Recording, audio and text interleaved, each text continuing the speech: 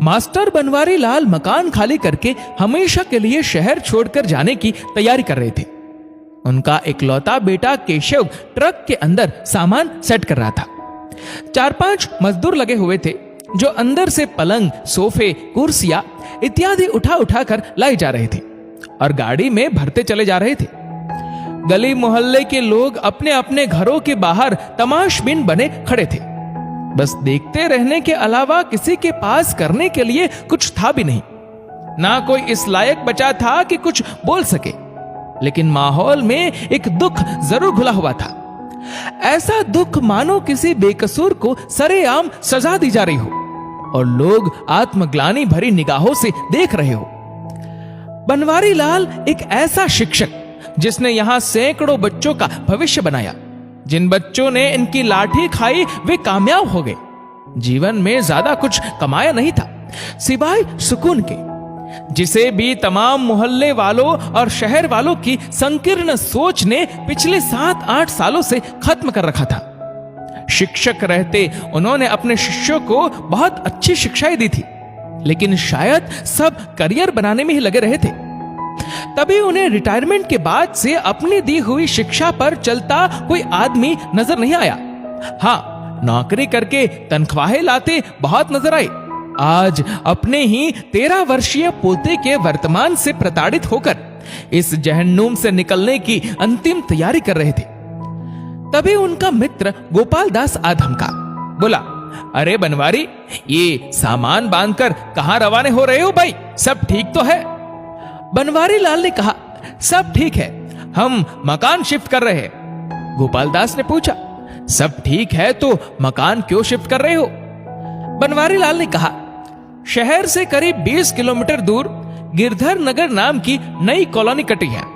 वहीं पर एक प्लॉट लिया है जिस पर 2 कमरे बना दिए हैं। वहां रहूंगा बिल्कुल शांति से। गोपाल दास ने आश्चर्य से पूछा, लेकिन उस कॉलोनी को डेवलप होने में बहुत साल लग जाएंगे।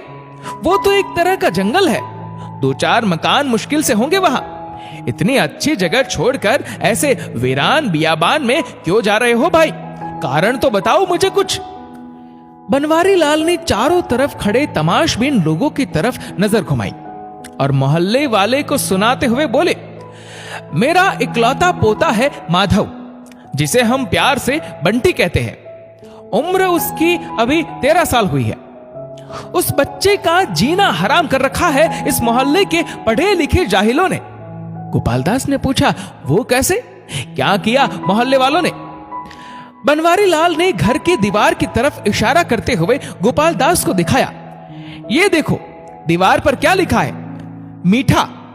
मेरे बच्चे को मीठा कहते हैं। ये इनकी भाषा में जो किन्नर होते हैं उनके लिए गाली के रूप में ये शब्द इस्तेमाल किया जाता है।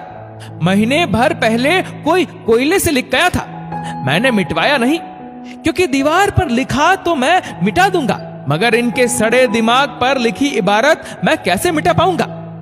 गोपालदास ने देखा, कोयले से बड़े अक्षरों में मीठा लिखा था। बनवारी लाल ने आगे बताया, दरअसल जब बंटी पैदा हुआ तब हमें लगा लड़का पैदा हुआ है, मगर जैसे जैसे वो बड़ा होने लगा हमें महसूस होने लगा कि इस बच्चे में लड़कियों के गुण हैं। 8-9 साल का हुआ तब इसकी चाल ढाल सब बदलने लग गई। डॉक्टरों को दिखाया तो उन्होंने बताया कि बच्चा किन्नर है। इसके किन्नर होने की सूचना ने घर परिवार में सबके होश उड़ा दिए थे, लेकिन मुझे इसके किन्नर होने का कोई दुख नहीं था, क्योंकि दुख उसे हो जिसे स्त्री या पुरुष होने का दंभ हो। मैंने इसे ईश्वर की कृति मानकर स्वीकार कर लिया था। इसके किन्नर निकल जाने से इसके माँ बाप के प्यार में भी कोई कमी नहीं आई। कुछ दिनों बाद घर का माहौल एकदम सामान्य हो गया, लेकिन इस धूर्त, मक्कार और नीच लोगों की दुनिया ने हमारा जीना दुश्वार कर दिया। मेरे बच्चे को आते जाते चिढ़ाते हैं। बनवारी लाल इतना कहकर रोने लगे। गोपालदास ने बनवारी को चुप करवाने का प्रयास किया। वे फिर बोले, इन दुष्टों ने अपने बच्चों को भी यही शिक्षा दे रखी है। वे भी राक्षसों की तरह टोली बनाकर मेरे बच्चे की ट्रोलिंग करते हैं, मेरे बच्चे से घृणा की भावना रखते हैं। मोहल्ले का कोई बच्चा मेरे बच्चे के साथ नहीं खेलता, क्योंकि इनके अभिभावकों ने इंसान इंसान के बीच का फर्क बता रखा है। मेरा बच्चा इनका खिलौना है, यहां सब मेरे बच्चे से खेलते हैं, उसकी खिल्ली उड़ाते हैं, हंसते हैं इस पर। स्कूल में भी यही माहौल है। कुल मिलाकर इन दुष्टों की सारी बुद्धि गुप्तांगों में फंसी हुई है।